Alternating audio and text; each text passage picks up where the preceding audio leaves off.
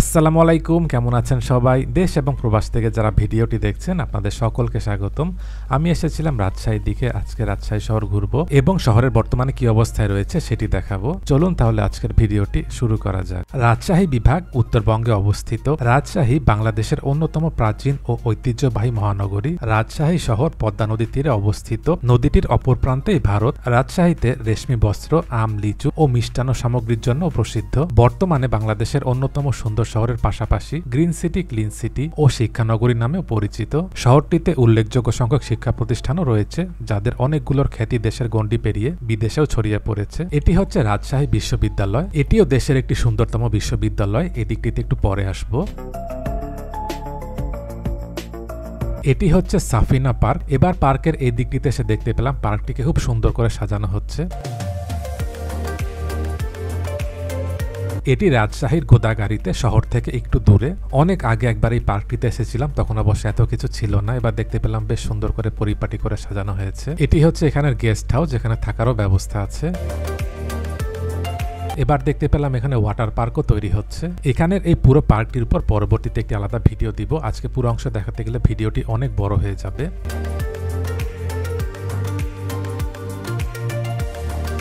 এবার শহরের দিকে চলে আসলাম। এখানে সড়কের মাঝে যে ডিভাইডার রয়েছে সেখানে যে গাছ লাগা হয়েছিল, গাছগুলোতে ফুল ফুটেছে, যার কারণে দেখতেও ভালো লাগছে।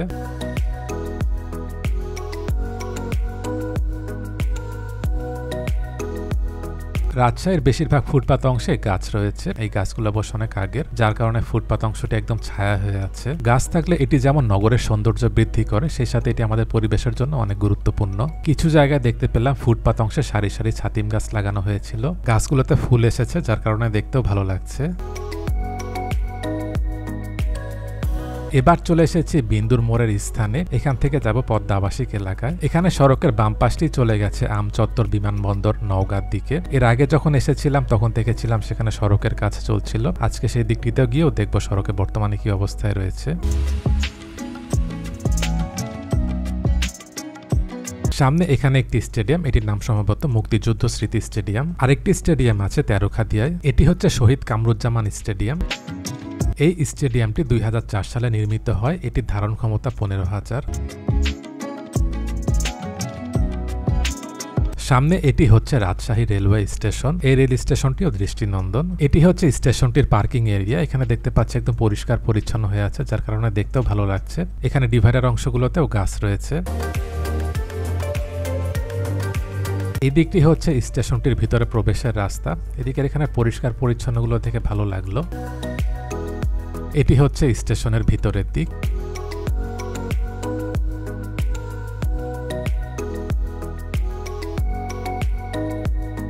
এটি হচ্ছে টিকিট কাউন্টার। এবার স্টেশনটিতে দেখতে পেলাম টিকিট ভেন্ডিং মেশিন বসানো হয়েছে। সামনে এই জায়গাটি ভদ্রার মোড়। এই জায়গাটিতে একটি গোল চত্বর। এই গোল চত্বরটিও সুন্দর। এখানে একদম উপরের যে গোল অংশ, সেই জায়গাটিতে দেখা যাচ্ছে বাংলাদেশের মানচিত্র রয়েছে। এখান থেকে সড়কের সামনের দিকটি চলে গেছে পদ্মা আবাসিক এলাকায়। এটিও রাজশাহীর একটি সুন্দর আবাসিক এলাকা।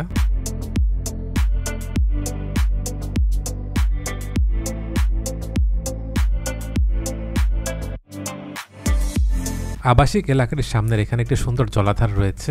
জায়গাটিকে পরিষ্কার পরিচ্ছন্ন করে সাজিয়ে গুছিয়ে রাখা রয়েছে, যার কারণে দেখতেও ভালো লাগছে। আর একটু সামনে দেখতে পেলাম পার্কেরও কাজ চলছে। একটু পর সে অংশেও যাব।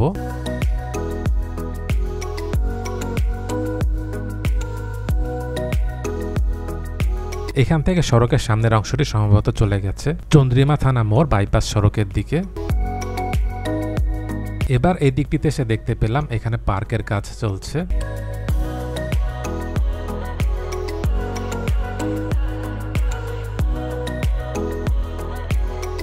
ডান পাশে দেখা যাচ্ছে ছোটদের রেলগাড়ির জন্য রেল লাইন বসানো হয়েছে। আর চারপাশে যে ফুটপাত অংশ, সেখানে পার্কিং টাইলস গুলো বসানো হয়েছে। সামনের দিকে দেখা যাচ্ছে কিছু নৌকা এনে রাখা হয়েছে। এখানে পার্কের কাজটি শেষ হয়ে গেলে এটিও রাজশাহীর একটি সুন্দর পার্ক হবে। এবার এখান থেকে চলে যাব রাজশাহী চিড়িয়াখানার দিকে। শুনেছি সেই জায়গাটিকে খুব সুন্দর করে সাজানো হয়েছে। আজকের ভিডিওটিতে স্পন্সর করেছে অনলাইন বাংলা স্কুল। পৃথিবীর বিভিন্ন দেশ থেকে প্রবাসী শিশুরা এখান থেকে বাংলা ভাষা শিখতে পারে। বিস্তারিত জানতে ভিজিট করুন onlinebanglaschool.com। তাদের ওয়েবসাইটের লিঙ্কটি নিচে ডেসক্রিপশনে দিয়ে দিচ্ছি, সেখান থেকে পেয়ে যাবেন। এটি হচ্ছে রাজশাহীতে নভ থিয়েটার। এটির পাশে চিড়িয়াখানা বা উদ্যান। এখানে যখন এসেছিলাম তখন এই নভ থিয়েটারটি বন্ধ ছিল, যার কারণে ভিতরের দিকে যেতে পারিনি।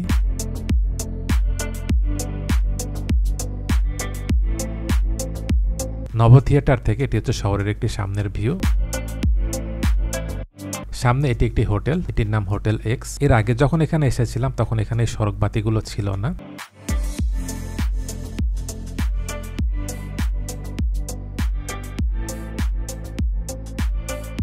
এবার চলে এসেছে চিড়িয়াখানা বা উদ্যানের দিকে। এই জায়গাটিতে টিকিটে প্রবেশ মূল্য ছিল জনপ্রতি 25 টাকা। এই জায়গাটিকে দেখতে পেলাম খুব সুন্দর করে সাজানো হয়েছে, চারপাশটি পরিষ্কার পরিচ্ছন্ন হয়ে আছে, যার কারণে দেখতেও ভালো লাগছে। ডান পাশে জলাধার, এখানে বসার জন্য দেখা যাচ্ছে ব্যবস্থা করা হয়েছে, দেখতেও ভালো লাগছে। আমি আর আমার খালাতো ভাই অপু এসেছিলাম। এই যে সামনে হচ্ছে অপু, তো আমাকে বললো ভাই আমার একটা ছবি তুলে দাও।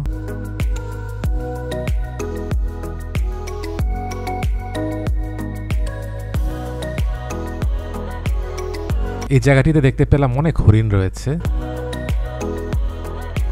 এই জায়গাটিতে সম্ভবত বিভিন্ন প্রজাতির পাখি রয়েছে। পুরো অংশটি খাঁচা দিয়ে আবৃত।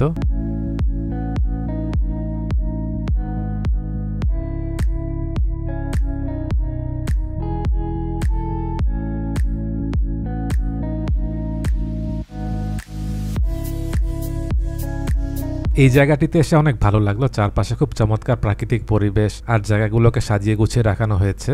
আর একটু পরপর বিভিন্ন জায়গায় দেখতে পেলাম ডাস্টবিনও রাখা রয়েছে।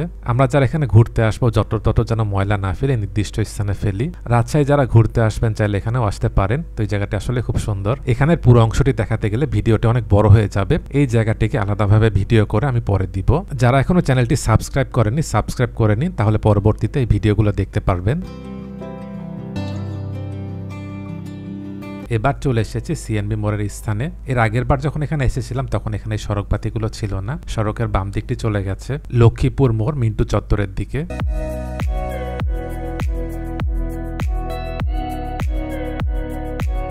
এখানে যখন এসেছিলাম তখন দুপুর হয়ে গিয়েছিল। অপু আমাকে দুপুরের খাবারের জন্য এখন একটি হোটেলে নিয়ে যাবে। এখান থেকে সড়কের সামনের অংশটি চলে গেছে সাহেব বাজার 0 পয়েন্টের দিকে। সামনের দিকে দেখা যাচ্ছে একটি দৃষ্টিনন্দন ফুটওভার ব্রিজ তৈরি করা হয়েছে।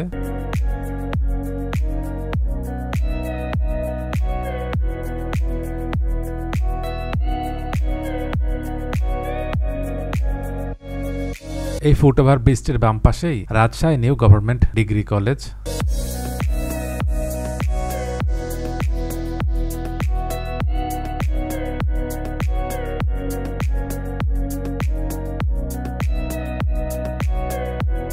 সামনে এখানে একটি পুকুর দেখা যাচ্ছে, এটির নাম সম্ভবত সিপাহীপাড়া পুকুর। ডান পাশে পদ্মা নদী, একটু পরে এই জায়গাতেই আসবো। এবার দুপুরের খাবার খেতে চলে আসলাম বিন্দু হোটেলে। ভিডিওর প্রথম দিকে আপনাদেরকে যে বিন্দুর মোড় দেখিয়েছিলাম এটির সামনেই হচ্ছে এই হোটেলটি। মূলত এই হোটেলটির নাম অনুসারে এই মোড়টির নাম রাখা হয়েছে বিন্দুর মোড়। আমরা খাবার জন্য এখানে অর্ডার করেছিলাম সাদা ভাত, গরুর গোস্ত এবং মুগ ডাল। রাজশাহীতে আরো হোটেল আছে, অপু আমাকে এবার এই হোটেলটিতে আনলো। আলহামদুলিল্লাহ খাবার খুবই ভালো লেগেছে আর অনেক টেস্টিও হয়েছে।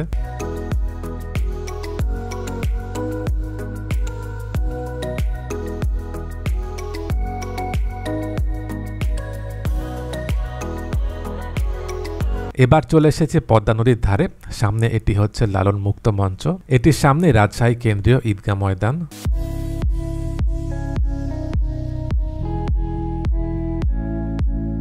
ঈদগাহ ময়দানটিকে সম্ভবত নতুন করে সাজানো হয়েছে। দেখে মনে হচ্ছে মোগল আমলে সেই স্থাপত্যগুলোকে ফুটিয়ে তোলা হয়েছে। লালন মুক্ত মঞ্চ এটিও রাজশাহীর একটি বিনোদনের জায়গা। এখানে দেখতে পেলাম অনেক খাবার দোকান, তারপর মেলার মতো একটি পরিবেশ তৈরি হয়েছে। আর একটু সামনেই পদ্মা নদী।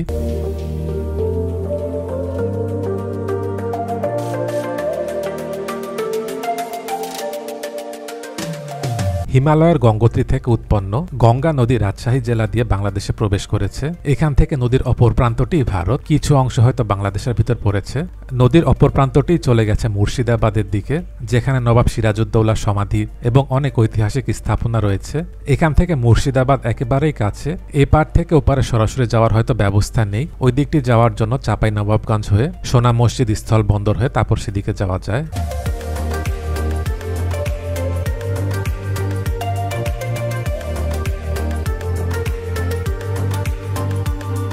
মুক্তমঞ্চের পাশে একটি সুন্দর রেস্টুরেন্ট দেখা যাচ্ছে। এটি হচ্ছে ক্রিকেটার খালিদ মাসুদ পাইলটের। নদীর পাড়ের এখানে দেখা যাচ্ছে হাঁটারও পথ রয়েছে।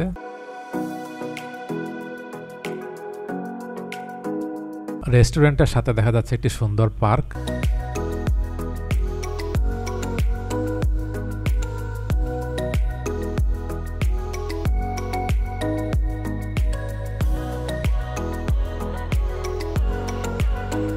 এবার একটু সামনে চলে আসলাম। এটি হচ্ছে হযরত শাহ মখদুম রহমতুল্লাহ আলাইহির মাজার। এদিকে এসে দেখতে পেলাম এখানে সামনের প্রবেশের জায়গাটিকে নতুন করে তৈরি করা হচ্ছে, আর এখানে যে মসজিদ ছিল সেটিকে সম্ভবত ভেঙে ফেলা হয়েছে। এখানে নতুন করে মসজিদ তৈরি করা হচ্ছে। এটি আগের সেই পুরনো গেট। এখানে যে নতুন মসজিদ হবে এটি হচ্ছে সেটির নকশা। এটি মাজারের পাশের সেই পুকুরটি।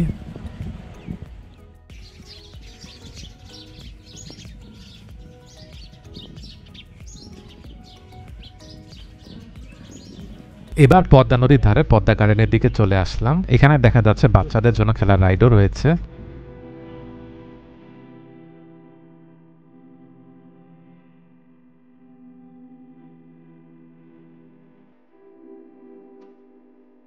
রাজশাহীতে নদীর ধারের পার্কগুলো সুন্দর। এই জায়গাটি দেখে ময়মনসিংহের কথা মনে পড়ে গেল। ময়মনসিংহেও নদীর ধারে পার্ক রয়েছে, জয়নুল আবেদিন পার্ক। ময়মনসিংহ শহর নিয়েও একটি ভিডিও দিয়েছিলাম, যারা সেই ভিডিওটি দেখেনি সেই ভিডিওটির লিংক নিচে ডেসক্রিপশনে দিয়ে দিচ্ছি, আপনারা চাইলে দেখে নিতে পারেন।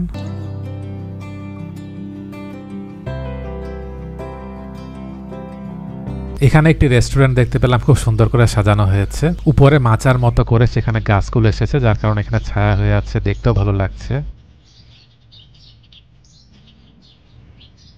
সামনে নদীর এই দিকটিতে চর পড়ে গেছে, নাহলে এদিক থেকে ভিউটি অনেক সুন্দর লাগতো।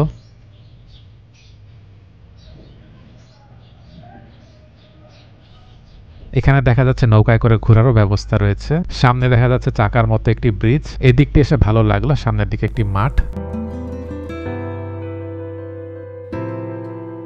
এবার এখানের ভিতরের সড়কটি দিয়ে রাজশাহী কলেজের দিকে যাব। ভিতরের রাস্তা দিয়ে যাওয়ার পথে দেখতে পেলাম ডানে একটি অনেক পুরনো ভবন ছিল, এটিকে সম্ভবত ভেঙে ফেলা হচ্ছে অথবা নতুন করে আগের সেই স্থাপনার ডিজাইন করা হচ্ছে। ভিতরের সড়কগুলোও দেখতে পেলাম পরিষ্কার পরিচ্ছন্ন। সব জায়গায় এরকম কিনা আমার অবশ্য জানা নেই। পরিষ্কার পরিচ্ছন্ন থাকলে দেখতেও ভালো লাগে। এবার একটু সামনে চলে আসলাম। এখানে অনেক পুরোনো আমলের একটি স্থাপনা দেখতে পেলাম। এখানে এসে জানতে পারলাম এটির নাম হচ্ছে বড়কুঠি। এটি রাজশাহী অঞ্চলের সর্বপ্রাচীন ইমারত। সুনির্দিষ্টভাবে এই ইমারতের নির্মাণকাল নির্ধারণ করা না গেলেও বিভিন্ন সূত্রের মাধ্যমে এর নির্মাণকাল অষ্টাদশ শতাব্দীর প্রথমার্ধে বলে ধারণা করা হয়। এটি প্রথমে ওলন্দাজ বা ডাচদের ব্যবসা কেন্দ্র ছিল। ঊনবিংশ শতাব্দীর প্রথম দিকে ডাচরা ভারতে তাদের কর্মকাণ্ড গুটিয়ে নেওয়ার সিদ্ধান্ত নেয় এবং 1814 সালে ইংরেজদের সাথে একটি চুক্তি করে বড়কুঠি সহ ভারতের সকল ব্যবসা কেন্দ্র ইস্ট ইন্ডিয়া কোম্পানিকে হস্তান্তর করে। বড়কুঠির দায়িত্ব গ্রহণ করে 1833 সাল পর্যন্ত তারা এটিকে তাদের ব্যবসায়িক কেন্দ্র হিসেবে ব্যবহার করে। 1953 সালে রাজশাহী বিশ্ববিদ্যালয় প্রতিষ্ঠিত হওয়ার পর এই বড়কুঠি এর প্রথম প্রশাসনিক ভবন হিসাবে ব্যবহৃত হয়। এবার রাজশাহী কলেজের পিছনের গেটের দিকে চলে এসেছি। এখানে দেখতে পেলাম কলেজটির ভিতর বেশ বড় একটি ভবন তৈরি হচ্ছে। এটি হচ্ছে রাজশাহী কলেজের মাঠ।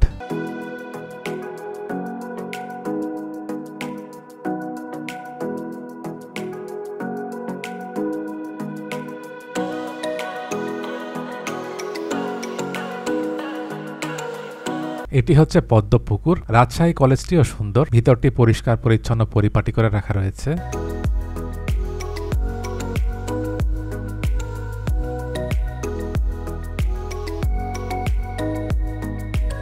এটি হচ্ছে রাজশাহী কলেজের সামনের দিক। এই কলেজটি প্রতিষ্ঠিত হয়েছিল 1873 সালে।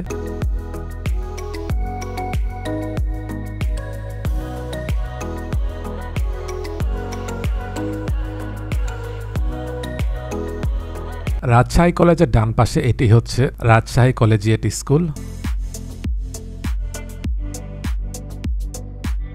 স্কুলটির সামনেও দেখতে পেলাম নতুন ফুটওভার ব্রিজ করা হয়েছে।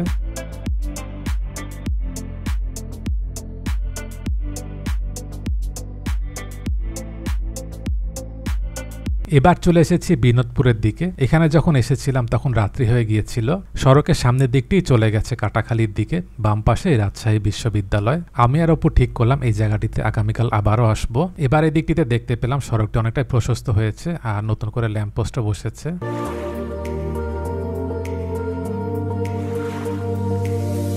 বাম পাশে রাজশাহী বিশ্ববিদ্যালয়টিতে প্রবেশের গেট, আর একটু সামনের দিকে দেখা যাচ্ছে আরেকটি ফুটওভার ব্রিজ করা হয়েছে। রাজশাহীতে এবার দেখতে পেলাম সব ফুটওভার ব্রিজ একই রকম করা হয়েছে। এটি হচ্ছে ফুটওভার ব্রিজটির রাতের দৃশ্য।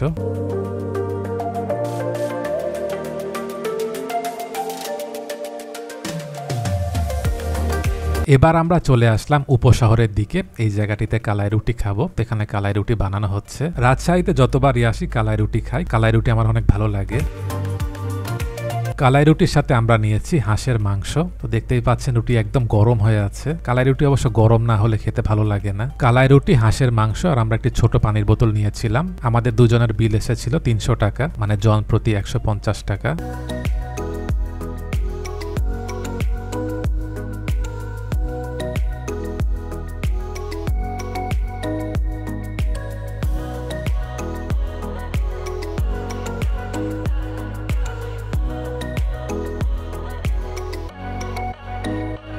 পরের দিন সকাল সকাল বের হয়ে চলে এসেছি টি বাঁধের দিকে। এই জায়গাটিও সুন্দর। আমি সকালের দিকে এসেছিলাম, যার কারণে এখানে ফুটপাতের অনেক দোকানই দেখা যাচ্ছে বন্ধ। বিকেলবেলা হয়তো এই জায়গাটিতে অনেকেই ঘুরতে আসেন।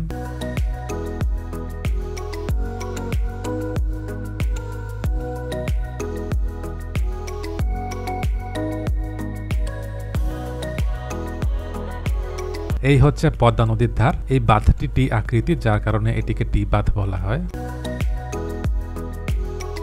এখানে দেখা যাচ্ছে ট্রলার নৌকাতে করে ঘোরারও ব্যবস্থা রয়েছে।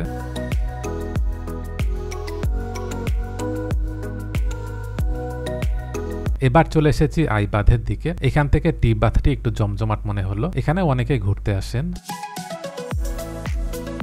সামনে এটি হচ্ছে হাইটেক পার্ক, আর এই জায়গাটি হচ্ছে কিশোর ফুটবল একাডেমি।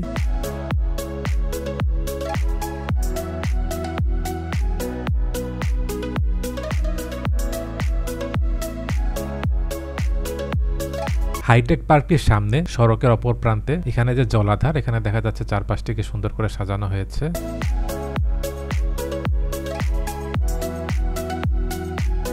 এখান থেকে সড়কের সামনের অংশটি চলে গেছে কাশিয়াডাঙ্গা।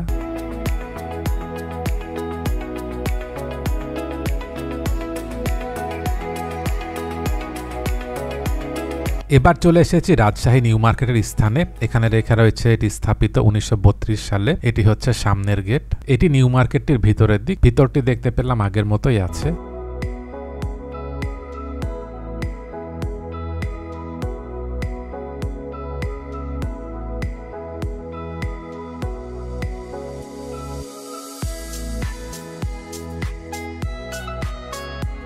নিউ মার্কেটটির আশপাশে দেখতে পেলাম অনেক মার্কেট হয়েছে। এটি হচ্ছে থিম ওমর প্লাজা।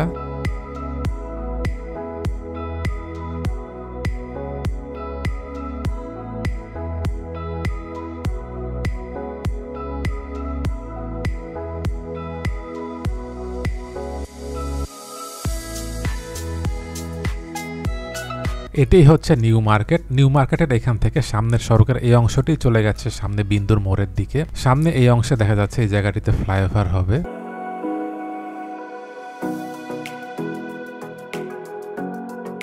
সামনে এটি হচ্ছে রাজশাহী সরকারি মহিলা কলেজ।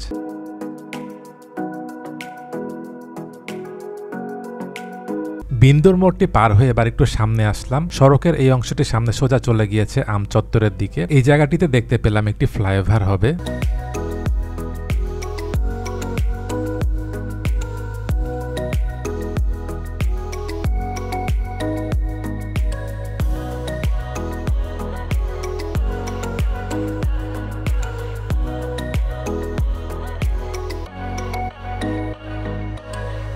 এর আগের বার যখন এদিকটিতে এসেছিলাম তখন দেখেছিলাম এখানে সড়কের কাজ চলছিল। এবার দেখতে পাচ্ছি সড়কটি হয়ে গেছে। সড়কের মাঝখানে ডিভাইডারও দেওয়া হয়েছে।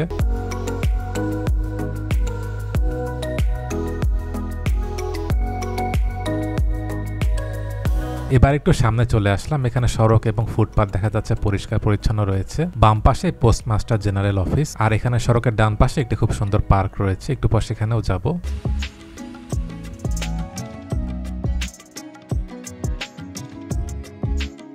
এবার শহীদ জিয়া শিশু পার্কের স্থানে চলে এসেছি। এই পার্কটিও সুন্দর।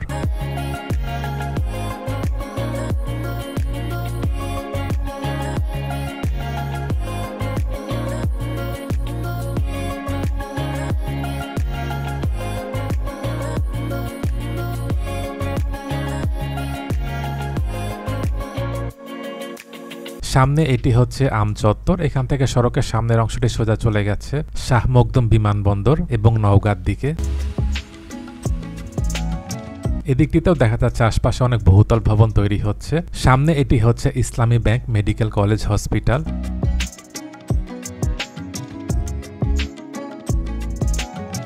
সামনে এটি হচ্ছে বিমান চত্বর। এবার এখান থেকে চলে যাব রাজশাহী বিশ্ববিদ্যালয়ের দিকে।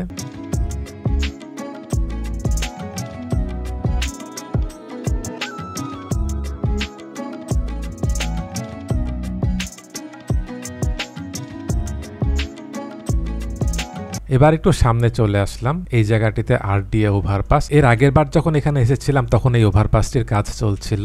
এবার দেখতে পাচ্ছি এটি যানবাহন চলাচলের জন্য খুলে দেওয়া হয়েছে।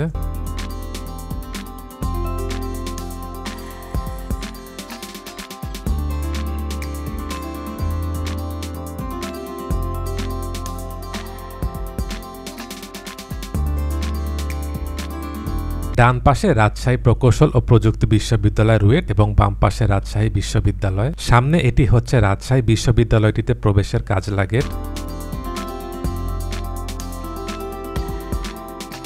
এটি রাজশাহী বিশ্ববিদ্যালয়ের সামনের প্রধান সড়কটি। এবার এদিকে দেখতে পেলাম সড়কটি প্রশস্ত হয়েছে। দুপাশে যে ফুটপাত অংশ সেখানেও পার্কিং টাইলসগুলো লাগানো হয়েছে। সড়কের মাঝখানে ডিভাইডার এবং সড়ক বাতিগুলো বসেছে, যেটি রাতের দৃশ্যগুলো আপনাদেরকে দেখিয়েছিলাম। বাম পাশে এটি হচ্ছে রাজশাহী বিশ্ববিদ্যালয়টিতে প্রবেশের প্রধান ফটক।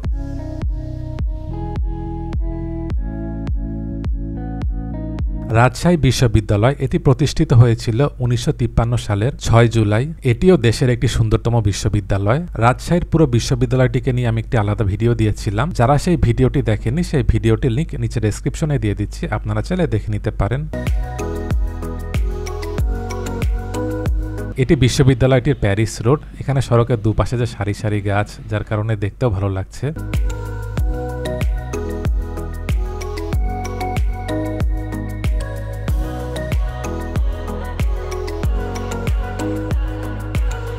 রাজশাহীতেও ঠান্ডা পড়ে গেছে, এখন কুয়াশাও পড়ছে। এখানে যখন এসেছিলাম তখন বিকেল হয়ে গিয়েছিল।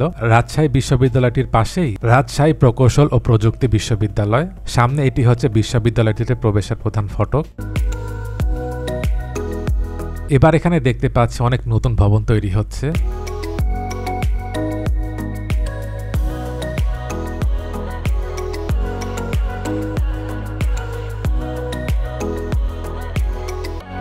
সামনে এখানে যে ভবনটি দেখতে পাচ্ছেন এটি হচ্ছে বরেন্দ্র বিশ্ববিদ্যালয়। এটি রাজশাহী বাইপাস সড়কের পাশে। এটি বাংলাদেশের উত্তরবঙ্গের প্রথম বেসরকারি বিশ্ববিদ্যালয়। বিশ্ববিদ্যালয়টি 2012 সালে প্রতিষ্ঠিত হয়েছিল। প্রকৌশলী নিরু আহসানের ডিজাইনে 2018 সালের জুন মাসে এই বিশ্ববিদ্যালয়টির স্থায়ী ক্যাম্পাসের নির্মাণের কাজ শুরু হয়। এটি নির্মাণে কাজ করেছে দেশীয় কোম্পানি সিনহেসিস।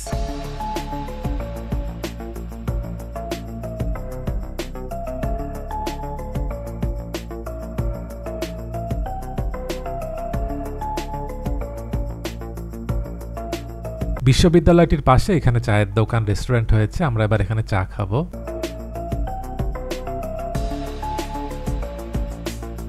এবার চলে এসেছি রাজশাহী মেডিকেল কলেজ হসপিটালের দিকে। সামনে এখানে দেখা যাচ্ছে একটি গোল চত্বর, তার মাঝখানে শাপলা ফুল। এটিকে শাপলা চত্বরও বলে। রাজশাহী নগর অবস্থিত এটি একটি ঐতিহ্যবাহী সরকারি মেডিকেল শিক্ষা প্রতিষ্ঠান। এটি রাজশাহী চিকিৎসা মহাবিদ্যালয় নামেও পরিচিত। প্রতিষ্ঠানটি 1958 সালের 1 জুলাই যাত্রা শুরু করে।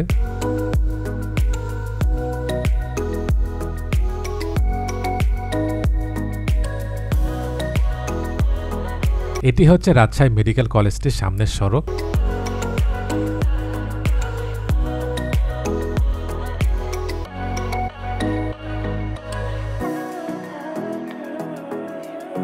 রাজশাহী শহরটি ঘুরে ভালো লাগলো। রাজশাহীবাসী অনেক আন্তরিক। এখানে সরকারি বেসরকারি প্রতিষ্ঠান, অনেকে ব্যক্তিগত উদ্যোগেও যে যার অবস্থান থেকে শহরটিকে পরিষ্কার পরিচ্ছন্ন রাখছে, এটি দেখে ভালো লাগলো। আমাদের দেশটি অনেক সুন্দর। আমরা যদি আমাদের চারপাশটিকে পরিষ্কার পরিচ্ছন্ন রাখি তাহলে এটি দেখতে অনেক সুন্দর লাগবে।